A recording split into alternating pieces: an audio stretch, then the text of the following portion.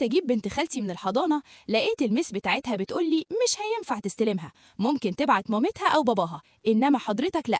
قلت لها ليه يعني؟ قالت لي البنت هي اللي رافضه تروح معاك. اتعصبت جدا وقلت لها طب ممكن ادخل اكلمها وافهم منها؟ عيب تشوف اسم سيدنا محمد قدامك وما تعملش إعجاب ولا حتى تصلي عليه في التعليقات.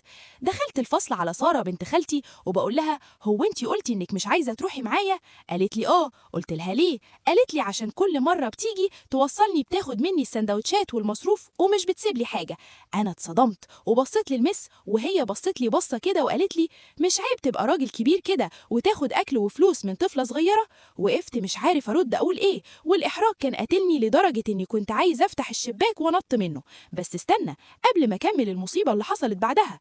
المهم كملت كلامي مع البنت وقلت لها يا بنتي انا بهزر معاكي. قالت لي هزار ايه ده، انا بروح البيت جعانة. المس بقت تبص لي بتركيز اكتر وفي الاخر خرجت من الفصل وانا بقول يا ريتني ما جيت.